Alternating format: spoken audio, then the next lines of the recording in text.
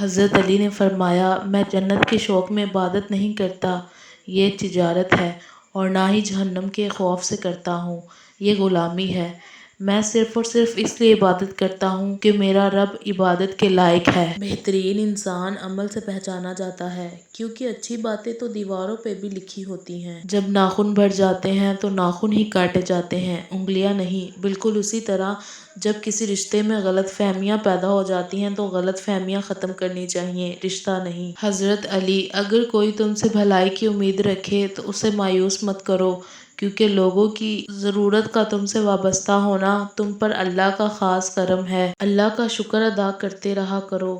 اگر لوگ تم سے متاثر ہو رہے ہیں تو تکبر نہ کرو، شکر ادا کرو اپنے رب کا، جس نے تمہارے عیب چھپا کر تمہیں لوگوں میں معزز بنا رکھا ہے۔ لوگ ڈھونڈتے رہ گئے کامیابی کو، مؤذن ساری عمر کہتا رہا، حی علی الفلاح۔ دل جس بات پر ضد کرتا ہے، رب اسی بات پر آزماتا ہے۔ محبت اور دوستی، یہ دو چیزیں ہر طوفان کا مقابلہ کر سکتی ہیں، مگر ایک چیز ان دونوں کے ٹکڑے ٹکڑے کر سکتی ہے، اور وہ ہے غلط فہمی۔ دوسروں کے اچھے ہونے کا انتظار مت کرو، بلکہ انہیں اچھا بن کر سکھاؤ کہ اچھا انسان کیسا ہوتا ہے۔ لوگوں کے عیبوں سے اسی طرح غافل ہو جاؤ جیسے سوتے وقت تم دنیا سے غافل ہو جاتے ہو۔ نیت صاف ہو تو منزل آسان ہو جاتی ہے۔ اپنے یقین کو کمزور مت ہونے دو، رب جو دے گا وہ بہتر نہیں بلکہ بہترین ہوگا۔ عقل مند کی زبان اس کے دل کے پیچھے ہے، اور بے وقوف کا دل اس کی زبان کے پیچھے ہے۔ عقل گھر بیٹھ کر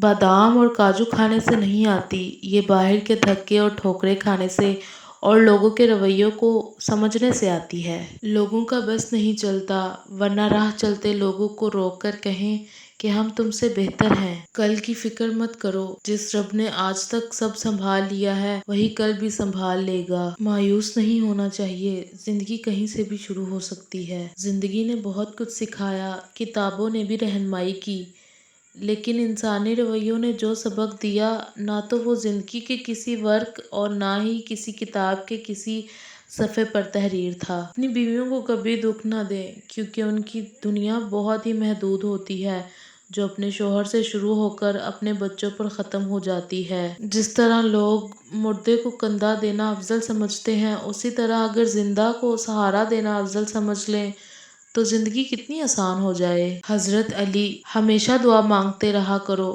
کیونکہ دعا کبھی رد نہیں ہوتی، یا تو قبول ہوتی ہے، یا آخرت کے لیے ذخیرہ ہو جاتی ہے، یا مصیبت کو ٹال دیتی ہے۔ جو لوگ دوسروں کو اپنی دعاؤں میں شامل کرتے ہیں، خوشیاں سب سے پہلے ان کے دروازے پہ دستک دیتی ہیں۔ اچھائی کے لیے لازم نہیں کہ لوگوں کے ساتھ اچھا کیا جائے، اچھائی یہ بھی ہے کہ بس کسی کے ساتھ کچھ برا نہ کیا جائے۔ ہر چیز کا صدقہ ہوتا ہے، اور عقل کا صدقہ یہ ہے کہ جاہل کی بات سن کر برداشت کی جائے۔ وقت نظر نہیں آتا، مگر دکھا اور سکھا بہت کچھ جاتا ہے۔ اوقات سے زیادہ دی ہوئی عزت اور محبت کم ظرفوں کو کبھی راست نہیں آتی۔ حضرت علی، محنت کا پھل، مصیبت کا حل اور آنے والا کل سب اللہ کے ہاتھ میں ہے۔ صرف دکھاوے کے لیے اچھا بننا برے ہونے سے زیادہ برا ہے۔ انسان موت سے بچنے کی کوشش کرتا ہے، جہنم سے نہیں، حالانکہ وہ جہنم سے بچ سکتا ہے، موت سے نہیں۔ حضرت علی، جب لوگ غصے میں ہوں تو ان کی بات غور سے سنا کرو، کیونکہ اصل حقیقت تب سامنے آتی ہے۔ اکثر لوگوں کو